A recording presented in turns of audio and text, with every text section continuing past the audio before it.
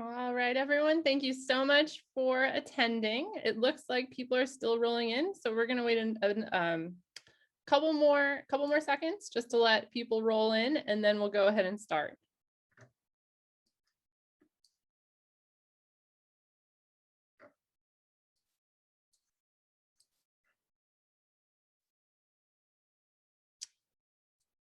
All right. Thank you, everyone, for attending our program. We're very excited to share this with you today. My name is Alison Hughes, and I'm part of the program planning and outreach team at NC State University Libraries. I'm so glad you've joined us for today's event that we're holding in partnership with the Alumni Association. The libraries and its partners are working to ensure that our programs are welcoming and affirming for everyone involved. That means that everyone, from event organizers to attendees, has an important role to play in contributing to a respectful and positive environment. That's why we ask you to reflect on the way you pose comments and questions in the chat to ensure that they do not harm other participants. When we speak, the impact of our words is just as important as our intent. Today, we ask that you engage in this program with exploration and curiosity while being kind and intentional with your words for the sake of our community. From here, I'll hand things off to our partners at the Alumni Association. Good afternoon, everyone. My name is Andrea Sellers, and I'm the Assistant Director for Regional Engagement with NC State's Alumni Association. I just wanted to take a moment to say thank you to all of our partners across campus, including our friends over at the libraries. Additionally, I want to say thank you to all who are members of the NC State Alumni Association. Your support is what helps us to provide programming like this and to keep things rolling. So I will hand it on back over. Thank you. And from here, I'll hand things over to our moderator, Chris Vitiello.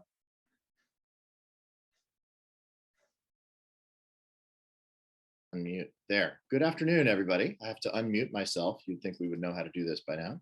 I'm Chris Vitiello. I work at the libraries as a communications strategist, which is a fancy way of saying a writer. And I've also been a journalist. I've written for Indie Week and formerly The Independent for many years. And I'm excited to hear from journalists, student journalists, former student journalists today. We have three great panelists, and I'd like to introduce them to you right now. We have, and I'm just going to read some introductions that we have right here. Rachel Davis is with us. She is a senior and a soon-to-be graduate studying history and political science.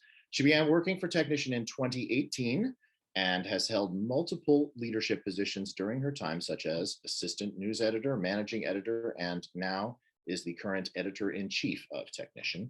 One of our biggest accomplishments at the newspaper was serving as the editor-in-chief of the Technician 100 anniversary book, which perhaps you all have maybe seen, a really terrific book which helped document the rich history of the publication and which our exhibit at the Hill Library draws substantially upon. We also have with us today Ogana Izuma-Igwe, a senior majoring in biological science with a cross-discipline in economics and a minor in Africana studies. She has been actively involved with Nubian Message since her freshman year and now currently serves as its managing editor. She had dedicated countless hours advocating for Black and underrepresented groups on campus and has also been involved in several conversations with university administration about bettering the lives of Black and underrepresented students on campus. So welcome, Ogana. And last but certainly not least, we have a former Washington Post paperboy. I'm also one of those, Mark, you might know. Growing up in the heart of the Shenandoah Valley in Virginia, Mark McLawhorn, who arrived at NC State in 1995 and immediately set out drawing cartoons for Technician, eventually becoming co-editor-in-chief from 2000 to 2002.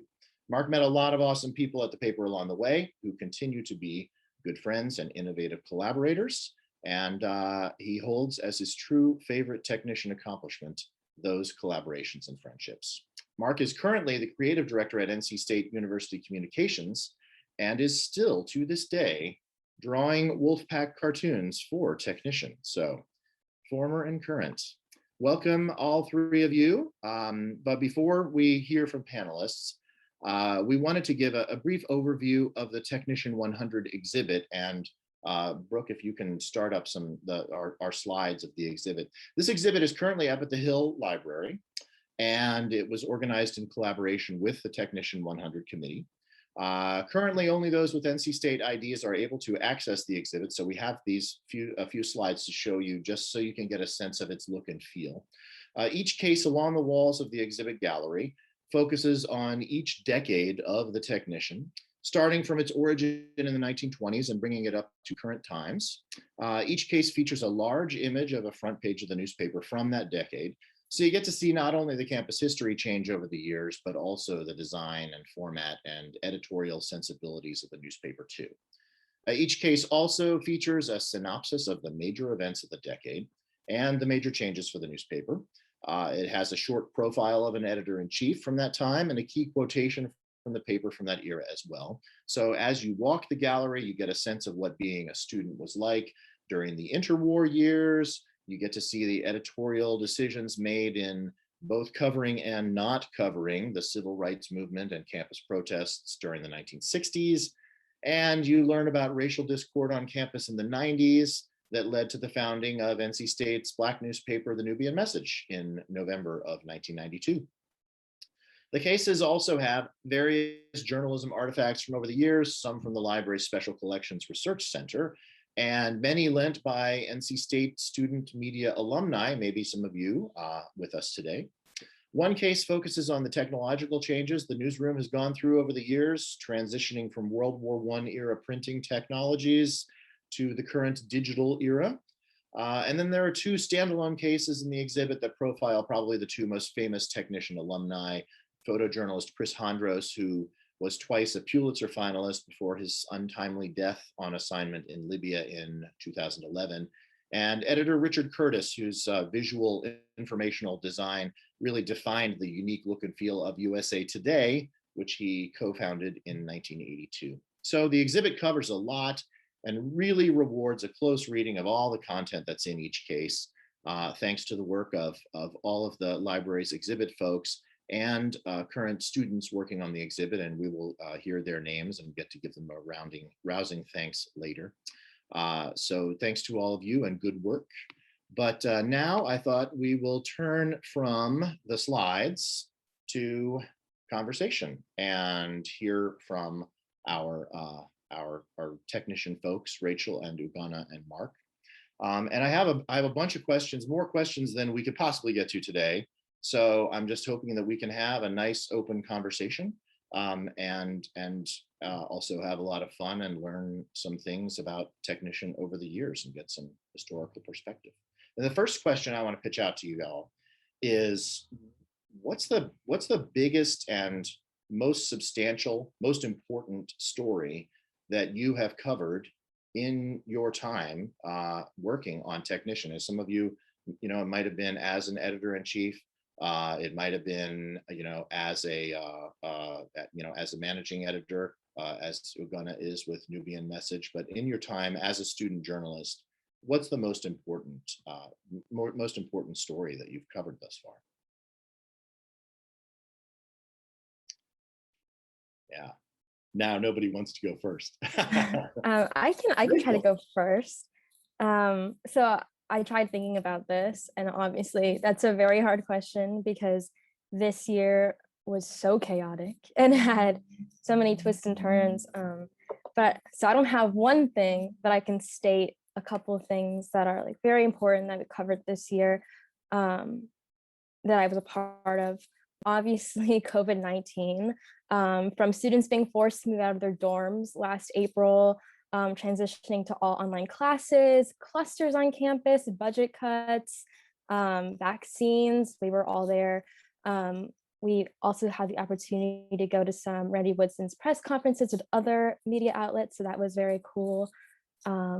And also collaborating with Nubian Message on covering police brutality protests, the white supremacy on campus. And I remember like an incoming student and current students were exposed online for using racial slurs, the renaming of Daniels Hall And of course, the Chadwick Seagraves investigation that was very recent, and the allegations that this employee was a part of the Proud Boys. And then also we covered the 2020 election. So a lot. We covered a lot that was very important. Wow, what a list. That's like I was getting nervous just listening to that list.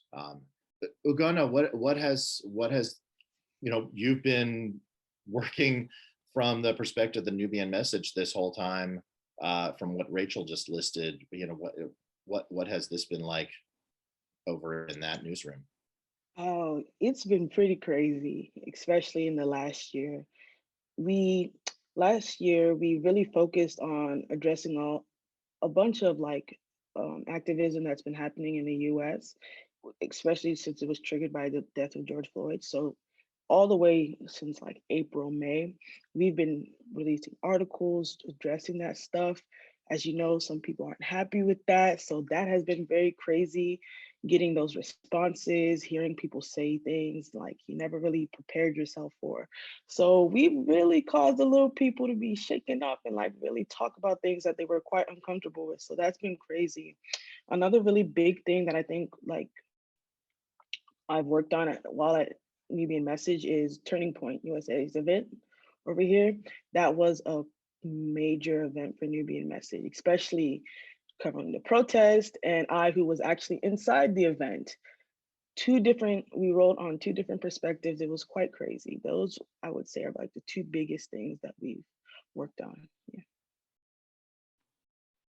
I'm looking forward to asking you later, about, we just had the verdict in the Derek Chauvin case. The verdict read yesterday. We're all sort of reacting to it and watching everybody else's reactions. I'd love to hear about perspectives on something like that, like what editorially, what does something like that event kick into gear? But I'd love to hear from Mark about big stories. I know, all the things that Rachel just listed, these are huge things that are, going to be remembered forever. You also had one of those in your tenure at Technician. Yeah, it's a very interesting rhyme to me almost, because like pandemic is clearly something that has defined the world, in a way that has changed the world in ways that we sometimes, never anticipated. And our staff was there for the events of 9/11, and it was definitely a very just life-changing experience for everyone. I mean, and we're still feeling those effects today, 20 years later, as we're still involved in a lot of things that are directly related to 9/11. But I think really what I'm most proud of that we did at that point in time is that we did talk about a lot of sometimes when news breaks, Technician misses it, over the course of the 100 years. And what I think was really important that we did as a paper on 9/11 is that we didn't pause, we didn't stop, we put a paper out, and we went out and we talked to people. We ran a wire story that gave the basic, facts of what we knew at that point in time of what happened, right, from the national and world perspective. But what Technician really was able to do was go out and get those student reactions, those NC State emotions that were happening on campus right then and right there, and everything was so fresh. And I had a chance to go back and reread that issue in preparation for this. And it was the coverage. Everyone just really went all out. We had the state sort of point of view with the interviews from the governor and the mayor, reactions on campus. Mostly at that point in time, it was mostly shock. A lot of calls for calm and restraint. We talked to the Muslim Students Association and the Arab Students Association because it became immediately clear that they were going to be targeted by their fellow students. And it was important to elevate their voices and let them be heard on that front page. We talked to faculty experts at NC State, getting their ideas of what had happened and perhaps what's going to happen further down the line. information and communication, because there was no social media. Facebook had yet to be invented, for planned vigils and remembrances, and things of those nature. And of course, when sports went offline for a little bit after that happened. But really, I guess what my major lesson from that day was that I saw a sea change in how newspapers were no longer where people were going for that immediate information.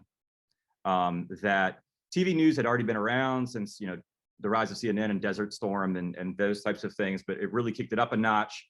And on that day, I saw the news websites on this thing called the internet crash and go down.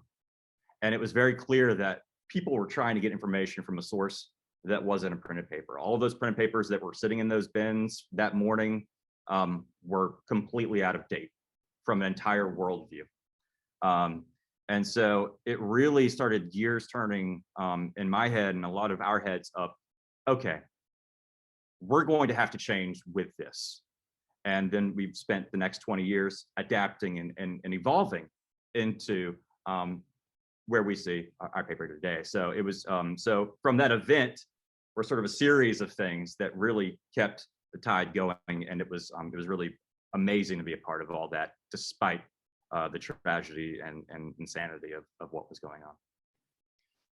Yeah, I think, Mark, in a previous conversation when we were all together talking in preparation for this event today, you said that 9/11 really, as you've just described it, kind of marked for you the end of the newspaper in the daily life of a lot of people, where you turned your attention from the thump of the newspaper on the front stoop to the news on the internet. And I'd love to just hear from our current student journalists, both of you, if possible, about all the different ways, just the different platforms that Technician and Nubian Message are going out to people on right now. You're doing print newspapers. When you walk on campus, you see the boxes and can open them and pull the newsprint out. But what other platforms are you also running at the same time? We've been, especially in the past year because of the pandemic, we've been very active on social media, meaning like Instagram, Twitter, Facebook. Those are our main platforms. And it's crazy how in the last year you realize how important those things are, because we've had them for many years, we've been using them, but it's not till we really didn't have any other way to talk to the students and to the people on campus, like, how are you all doing? What is going on? Like, what is it you want to tell us? We really had to go on there so that we could just talk to our readers, because people were already panicked. They didn't really know what was going on. I didn't really know what was going on. We really didn't know a year ago with the pandemic. So we've really been utilizing social media to not only like talk to the readers, but also to release our stories. Like, one of the biggest stories of our time is when we, for my time here, is when we released an editorial calling out NC State, and it went like really big. Schools all over North Carolina were reading it. Schools outside of North Carolina. We wouldn't have been able to get such a wide audience if we had not posted that on social media. So that's some of the things that have changed in recent time for us. Yeah, I definitely agree. Technician also uses Instagram, Facebook, Twitter, and those are amazing for breaking news. Like Yagana said, I remember when we were reporting on the pandemic, we gained like 1,000 followers in like 3 days on Twitter. And I was like, wow, pretty cool. But other than those things, we also have a YouTube channel, and super new, we have a newsletter that goes out every week, and we were able to get all students information from the university, so all students are automatically signed up for that newsletter, and we send out the most important stories of the week. Can I ask our two younger panelists a question? How can I mind, Chris? Oh, go right ahead, of course. Okay. A lot of times, it used to be one thing. It's newspaper. Everything was in the newspaper. That was it. And then for a while, it was here's newspaper and here's online. How do y'all see the different types of social media communicating the different parts of your papers? And how do you feel that it works as a whole?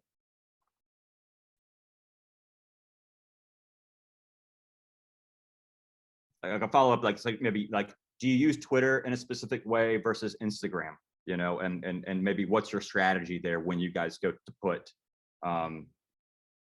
content out? For sure. I know for Technician, Twitter is like our favorite place for breaking news. That's where we go first, and then Facebook, and then Instagram. And then because you have the ability to post threads and you can update information immediately. And Instagram for us, while we do also post the breaking news, it's more of a place for us to showcase maybe photo galleries, illustrations, and like the e-editions of that week. For Nubian, Twitter is like he said, for breaking news, that's what we mainly use it for. We never go too in depth on what the articles are or whatever we're releasing there. We'll give them like a little headline to, catch their attention and then link it. But for Instagram, that's where we like really communicate with our community, because that's when we post the flyers of events that are happening.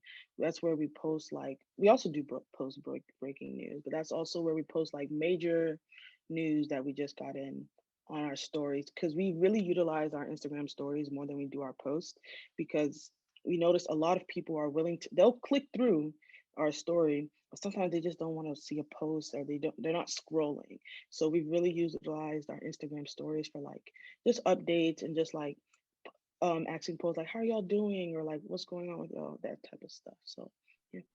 For sure. And I know I've seen Nubian do this too, but Instagram, since you're allowed to post little like Q&A boxes, it's a great place for us to like reach out to our readers and be like, is there a question that you want us to ask the university for you? So we kind of know how to adjust our content and what things to ask during interviews with like upper administration.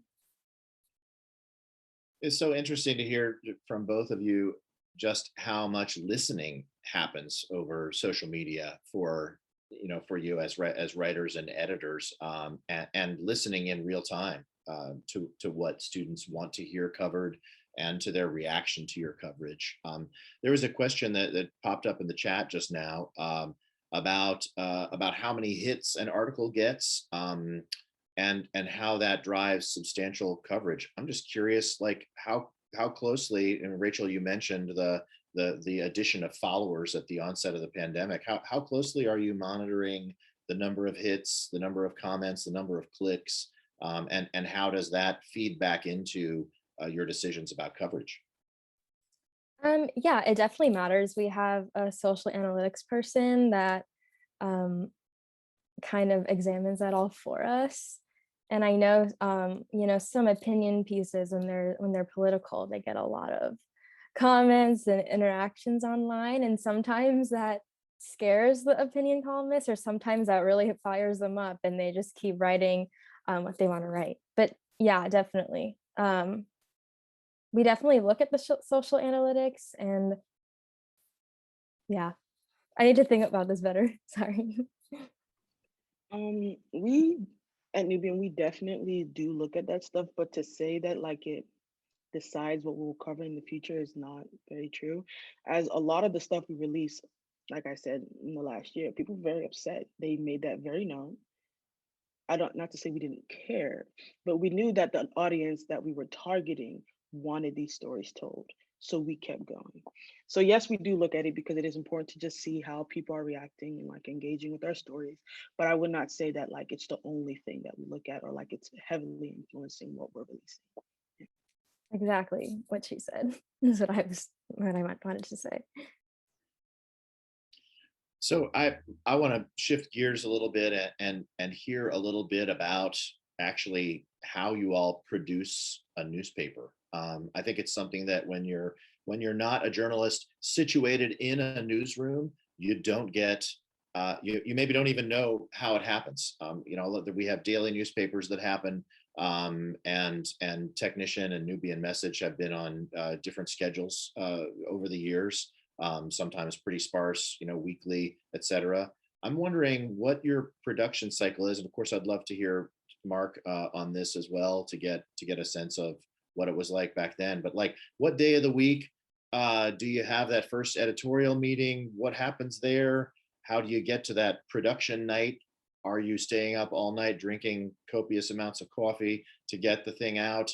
How does a production cycle be shaped for your publications right now? Let me just go ahead and start first so we can get the oldies out of the way. So it was, and I imagine it was similar before, and it's probably still similar after. We were printing 5 days a week, which was the absolute limit that Technician courses ever printed. Never printed on Saturday or Sunday, as far as I can tell. And that was very new. I mean, we went from 3 days to 4 days to 5 days within a period of maybe about 2.5 years, perhaps. And we were printing 5 days in 2000. And it stayed that way for a little while until the, aforementioned birding of the bottom of advertisements falling out of, Craigslist came along, all that type of stuff, and it all fell out. So they had to start reducing eventually. But yeah, there would always be an editorial staff meeting around 5 o'clock where you would go through budgets. All the different editors had sort of a running tally of stories everyone was working on. And we talked about what we were running in the paper. We would then discuss the editorial of that day, because that's supposed to represent the majority of the board, at least. And we would always discuss those and try to sharpen that and make sure that what we printed in the paper was representative of what the paper believed. And then we would ad stacks, glorious ad stacks. I don't know if you guys still have the joy of doing that. I think maybe the advertising departments take care of dropping the ads in these days, but you would do all the ad stacks. So you knew how much room you had left for content at times. And then of course the writing, everything would start sailing in. We went from, we were still developing film at that point in time. So there was a lot of waiting for film to be developed. But eventually, just like now, all those pieces start filtering in, and we did, eventually get it into the computer, lay out the paper, best attempts at copy editing, and usually put it to bed sometime between 11 p.m. and 1 a.m. depending upon what was going on that day. So I would imagine it's very, very similar. Just how similar is it now, Rachel and Ugana? Well, this academic year, we have not really been in person that often. We still have the opportunity to be in person and do an e-edition every other Wednesday. So the nights we work are Sunday, Monday, Tuesday, and Wednesday. And Sunday is when we have our editorial board meetings, where everyone from my leadership staff gathers and we discuss editorial ideas, go over the content for the week. And then Sunday, Monday, and Tuesday, we work from home and we use Google Drive, which is an amazing invention. And we, of course, just do the copy editing process. Me and my managing editor reads it. We put it in the publish folder. But this Wednesday, actually, we have a print night. And it's actually print paper, not an e-edition. It's the last one of the semester, so exciting. We get to go into the office and create a physical newspaper. We have our design editor on the computer doing Adobe, using InDesign to create the paper. And we still use Google Drive and everything, but it's really fun on Wednesdays because we're all together and we just goof around and make the paper like the good old days. I'm going to talk about how we've been doing in the pandemic and how we did it last year's or years that we actually print, because we were printing papers in the beginning of the semester, the school year. But once we went home last semester, we didn't do that. We focused on just online content because we noticed that people weren't picking it up because they're not here. So typically now how it goes is we don't really have a firm, we have to release this, and this every single week. It's very open to our writers when they want. We do have consistent stories that we publish, such as poems and stuff, because a lot of readers, we did it shortly, and when we did it in person, and a lot of readers loved it. And then we have I have a thing called What's Happened This Week, just a bunch of news that I found interesting. So those are the ones that are pretty consistent. But a lot of other stuff, because to be honest, our staff really suffered during the pandemic because a lot of people just aren't available and they're going through a lot of stuff. And we were more than willing to accommodate with that because we knew like your health, your schoolwork, that comes first. And so we're not releasing that often. But typically when we do release in person, the heavy days that we have are Monday, Tuesday, Wednesday. Monday is when we would have our staff meetings. And then that's where we discuss ideas, what stories you all are trying to pursue. That's when I would bring ideas, the editor would bring ideas, stuff like that. We do release bi-weekly, so it's every other week. So the week in which we're releasing Tuesday, Wednesday, that is when we would meet in person and then we would build a design and we'd like just go over and solidify everything. I noticed, Mark, you said you left like at 11:01. I don't know the last time we did that. We leave at like 1, 2 o'clock. That's the average time that we leave, and we start about 7. So that's really interesting to see like the huge time difference in which y'all leave. But yeah, that's how it goes for us now. To echo, yeah, it was more so 1 than 11. 11 was an early night, but you'd always be careful because you didn't want to. Sometimes once in a while you'd be like 9:30 and you're like, oh my God, we're gonna put this thing to bed. And then the files would become corrupted and that would tell us to keep our mouth shut. It's always the nights where like you least expect it are the quickest. And if you're like, oh, we totally got this, you're there till like 4 a.m. So you can never really tell. But I expect to be in the office until like 2 or 3 today. Well, it sounds like those are the hardest nights, and also maybe Rachel, you sort of intimated that they're also kind of the most fun nights, when you're all just, it's like summer camp maybe, and you're just staying up to do a project together. Although you do Yeah. still have to also be a student at the same time, which can't imagine how you all balance it. But I'd love to hear. I'd love to sort of switch to maybe fun for a minute, and we've already talked about some of the major stories that you all have covered. I'd love to hear just some of the fun side. Like, is it fun to be a student journalist, and what are some of the stories that you've covered over the years that have been really entertaining or rewarding in a really positive way? What's the fun side of getting to work on Nubian Message and Technician? I'd say the fun side is you're more people are willing to speak to you. Like if you want to know about something, you can be like, oh, I work with the paper, and then they're more willing. So like there's never really a limit on what you're able to explore because people are willing to talk to you. So I that's one of the fun things. But I would like to mention that like when I started at Nubian, I started as like a layout designer. I then took up a lot of different roles and then eventually getting managing editor.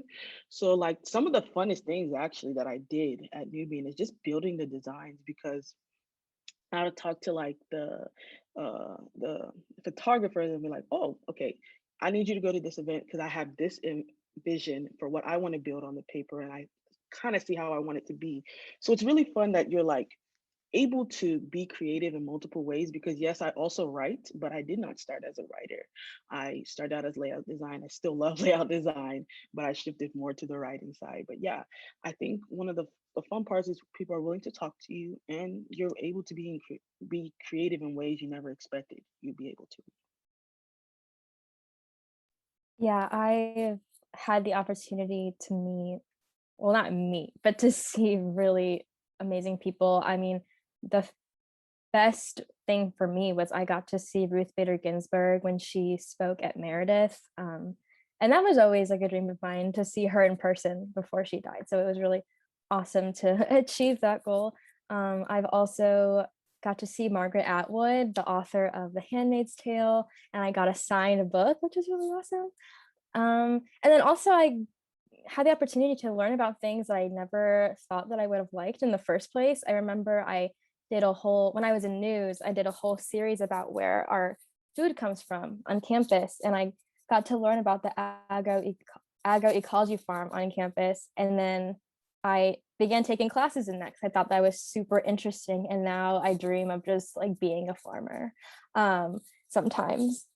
And also the student government elections are always so dramatic, but it's like really fun to cover. And you get that rush, like that adrenaline rush. Oh, what would student government do without us, right? Sometimes. Yeah, no, I just want to echo what my fellow panelists have said here. I mean, the fun times, it's really about the people, and it's about the problem solving. I think Yana said it was just so, like, one summer, my then editor-in-chief, Ebony Polite, she did the math and she figured out if we don't run the summer, we actually make money. And I said, oh man, but I wanted to run these like silly cartoons that I had made, right, about stuff. And she said, Marco, you can do that, figure it out, right? And so since the technician didn't appear during the summer,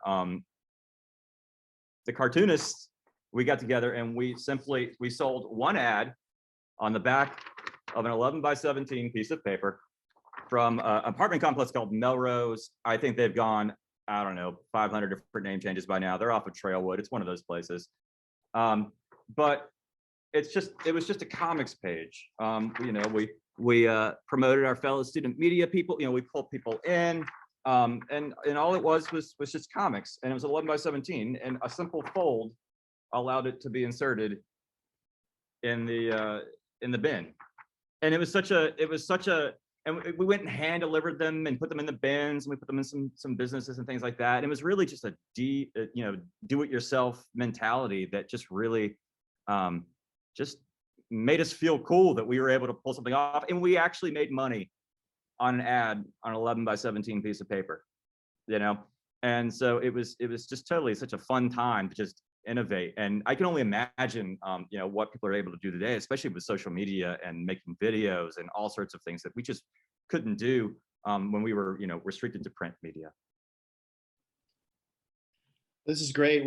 We've heard a lot about relationships with other students and being the sort of voice of the students. I'm wondering about your relationships with campus administration and the chancellor's office. What kind of relationship do the papers have with those organizations, and what type of paths of communication are there between your editorial staff and your writers and campus? Like, what does campus say to you about what you're covering, and how does that happen?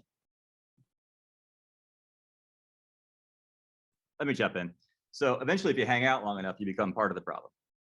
And so, you know, I'm someone that, you know, was started out, you know, at the newspaper a long time ago, but now I essentially work for the university, and Chancellor Woodson is my boss. But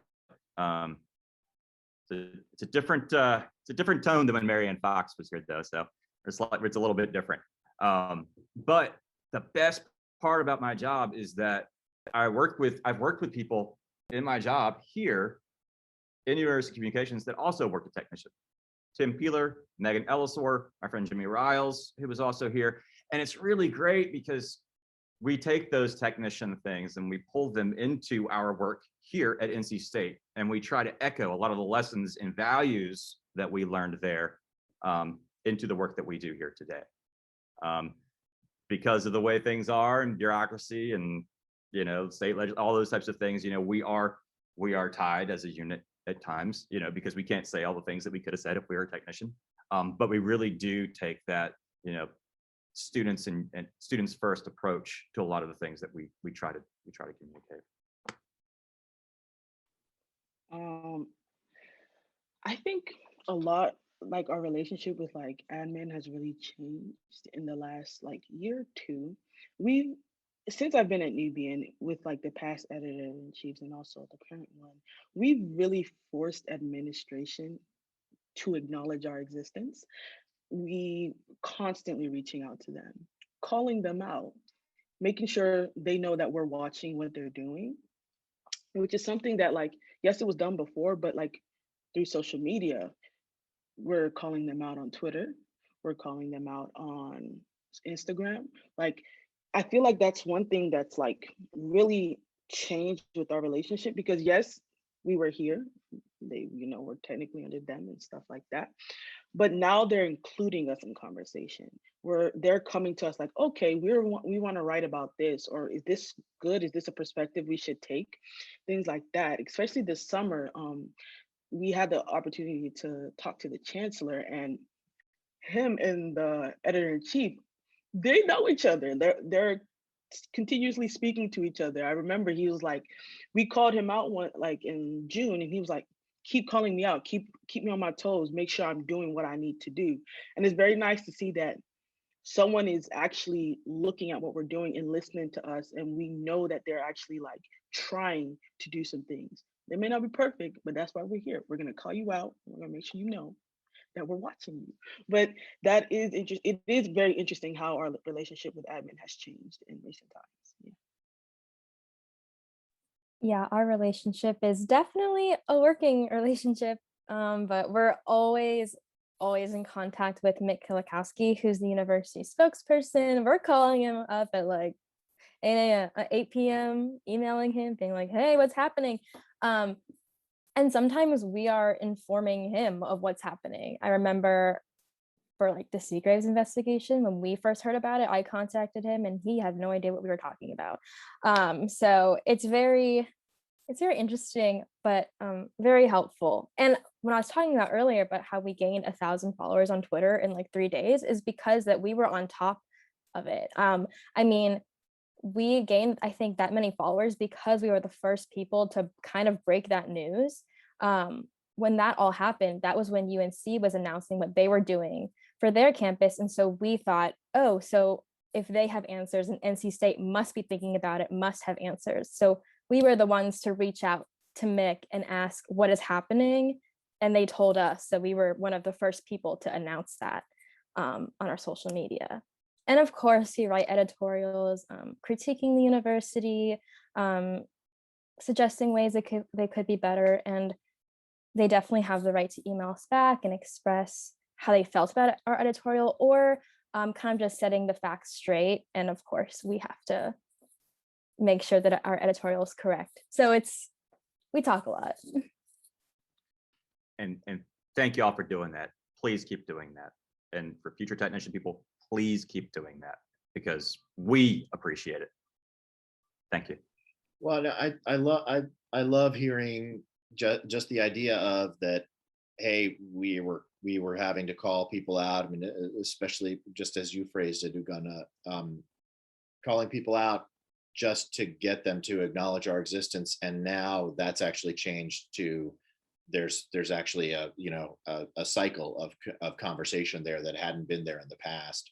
And I wonder about this balance that you all have as student journalists between being a journalist covering what's happening, reacting, in other words, and being a kind of driver, an agent of change where you have a kind of activist impulse where you're saying changes need to happen. And I realize that journalism is a way to drive that kind of a change. How do you balance that kind of life as a student journalist that has these two pulses of reacting to news and creating change, creating news?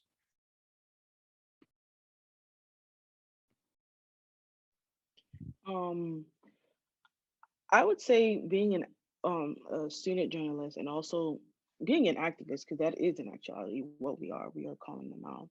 It's quite hard because as a journalist, you need to be able to talk about every side, whether you agree or not, strongly agree or disagree, it doesn't matter. What matters is that you get the story out there. So it's very challenging when you as a person, you're already very passionate about something, and you outside of your job as a student journalist are already like showcasing your voices, but then you have to come on to your job and be like, okay, I completely disagree, but I'm going to have a civil conversation. We're going to talk about this. We're going to talk about the different points that need to be spoken on, and we're going to publish this. So it's hard to balance it, but it is something that is necessary, that I've learned that it is quite necessary. Because when I came, I was like, I really don't want to I don't want to argue with anyone. I don't want it to be like, oh, I'm not listening or I don't really care, because I still want to see your perspective, though I may not agree. And I think that's what's very important, that I'm at least willing to hear it. Whether I take it with me or I keep it with me is something completely different. So that's what I'd say. I definitely agree with that. Just the importance of, I don't know, showing both sides. Um, yeah, sometimes I'm pissed and sometimes I'm really passionate about something, but I need to listen to both sides to accurately portray the facts and to let the student body educate themselves and make their own decisions. So.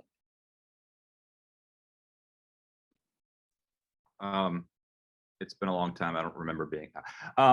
I just, I'll be honest. My kind of stance was that I didn't really. It all kind of merged, right? I just felt like being in journalism. I don't. I hesitate to call myself a journalist because I come from. I approach newspapers. I believe in the whole Clark Kent truth, justice, and the American way aspect of why the newspaper is important and things like that. But I really approach it from more of a that ephemera fleetingness that is newspaper, right? But it all blurred for me. I just felt like we were just doing the right thing, and being a journalist was the right thing. Trying to raise concerns from our fellow students on campus was the right thing to do, and it goes hand in hand with activism and journalism at times. I know that there are some discussions about bias and things like that, but we felt that what we were doing was honest and the right thing to do. But yeah. Thank you all for that. I appreciate all of your perspectives on that. I mean, it's I think it's a hard balance, but I appreciate, Mark, you saying that it all kind of merges together. I mean, I think that in a way it just becomes what you do. You aren't exactly switching back and forth between activist and reporter, but it is kind of all the same thing. There's a flow of it.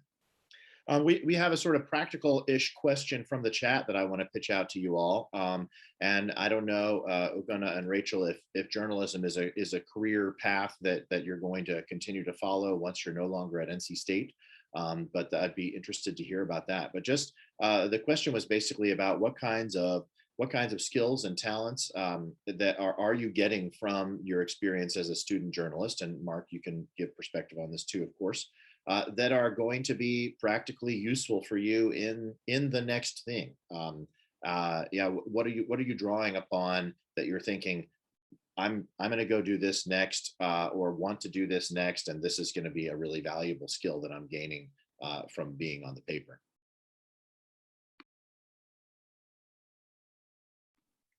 I mean, from this job, I learned that I can do anything, because this job has thrown everything at me. I do not want to go into journalism. After college, I'm actually next fall, I'm going to be in a history PhD program at American University in DC. And so this is why this book was so important to me, because it was just the history of technician, and I love history. So this book taught me how to look at archives. I mean, give a historical voice to communities that didn't have a voice in the past. And definitely that's something that I'm going to continue working on when I get my PhD in history. But also just like I can write something in like 2 minutes under pressure. I can talk to anybody. I know how to ask questions. But yeah, that's just like a very broad answer, but I can do anything now. I am not interested in journalism. Actually, when I graduate this fall, I'm starting a master's in pharmaceutical and biomedical sciences. So it's not very aligned with journalism at all. But one thing that the editor-in-chief told me when I first joined, she said, this will be an opportunity in which you will truly begin to know yourself and know what you can do. And I strongly believe that I learned so much from this job that I can apply to whatever field I choose to go in. Though it's not journalism, I learned like I can do anything. Like there's so much when you're when I was in this role, when I started, I said I started out as layout, but then they needed a copy editor, and then they needed a social media person, then they needed a writer, and then they needed someone with photography. And I helped with all of those things. I never I never expected to be doing 5 different things. But it just showed like knowing that I can take on these different things that I am not trained in, that I don't know, and I can actually do well in, is something that I'm going to take when I do my master's and eventually do my PhD.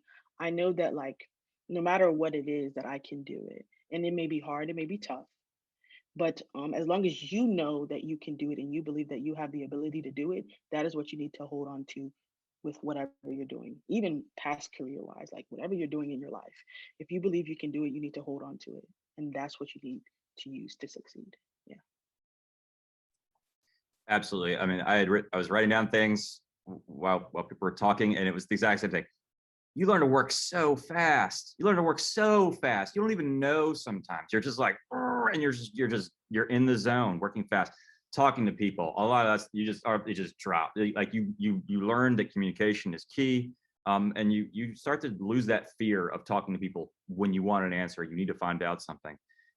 Improvisation, having to be able to pivot. I mean, things changed in an instant, especially when you're on a deadline. But also the idea that there's always another paper, there's always another chance that you're going to be able to improve and get better. But yeah, I met so many people there, and so many people tangentially, with WKNC and Nubian and Agrimec and all these people are additional resources now that I can go to and ask and learn and talk to. And since I have the fortunate ability to still be talking about people at NC State and how NC State impacts people's lives, the whole rainbow of people that were not journalists that came out of technician is amazing. And there are experts in every field, and very few people actually ended up going into journalism. And I think that's one of the most amazing parts of technician. And I think it's something that actually makes it much more unique than the way you find journalism at other universities. Well, did anyone else get like a rush of emotion listening to you all say, I can do anything now? That's like, I'm super excited.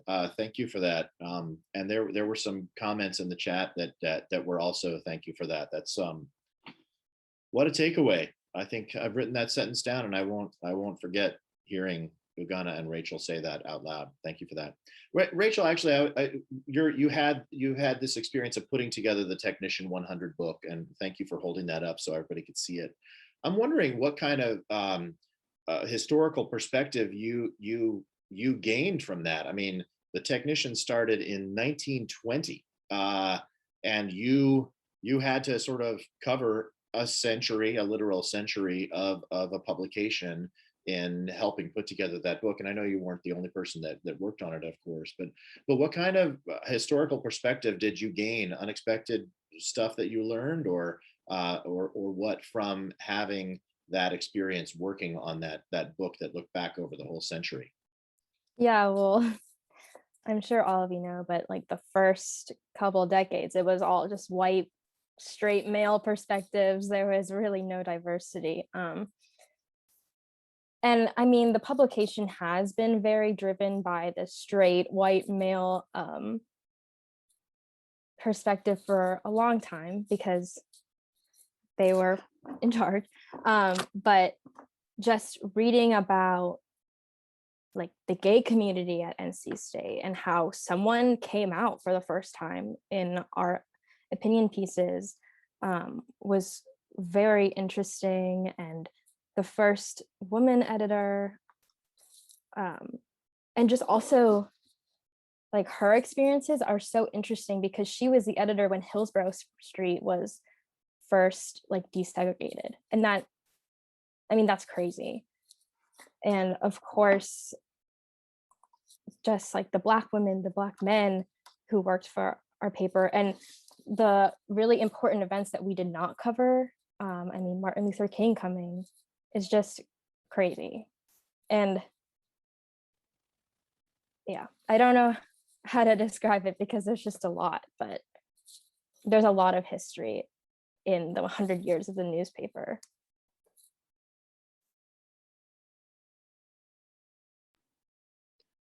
Well, thank you for that. And if I can just get a little libraries plug, and Rachel, you mentioned Martin Luther King coming to campus and speaking at Reynolds Coliseum in 1966, and that not being covered is kind of a remarkable event. The Klan marched in downtown Raleigh the same day, and there's a great exhibit in the Hunt Library right now about that whole event. There's a lot of sort of untold story information that is in that exhibit. So if you get a chance to get into the Hunt Library, go into the Immersion Theater, and there's a wonderful visual exhibit with a lot of photographs that were first shown at the African American Cultural Center on campus and are now up to see in that exhibit. So that's something to look forward to. Can I add something? Oh yeah, absolutely. Please do. When I was, because she reached out to Nubian when covering like Nubian section, and when another perspective I had on the Technician 100, I also worked in the student media business office. So I went through basically every single newspaper that had been published, and I was documenting every ad that was ever published in there. Took me months, but as what I did.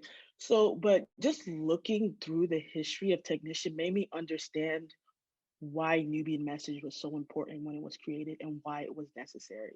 Just seeing the different things that I'm like, you take history classes, you know the things that are happening, and you're looking through. I'm like, why is this not here? Like, this is a major thing. Why is it not there? Or like, why are stories not told that you just know? Like, as someone who's taken any history class, like these things should be here. So it just working on it from the business perspective of it, and just as a reader, I just began to see like I strongly understand not only why they created Nubian, but why they fought for it. It wasn't just something that came easily. They really fought for this thing's existence, and it was so necessary. So yeah, that's just something I wanted to add on it. Thank you for adding that. And I know that we're getting right close to the end of the time here, but just real quick, I was wondering if Rachel and Ugana could talk about the current relationship between Technician and Nubian Message. What kind of communication do you have? Is it a formal relationship? Do you have editorial meetings together? How do the two newspapers communicate with each other right now? Rachel's my girl. If I want a story, if we want to work, I'm gonna just text her like, okay, I have an idea. It's a very open relationship, I would say. May not always agree, may not always just be like we always have the same idea, but I wouldn't say our communication is closed at all. We're just the other day, one of the writers reached out to us and we just responded to them. So it's a very open relationship. We're very open to talk to each other. And yeah. For sure. Definitely, if there's like a story that we want to work on together, we'll make it work. And if it doesn't, that's okay. But yeah, I guess one of my favorite memories was doing the student government debate with you. That whole thing was crazy. But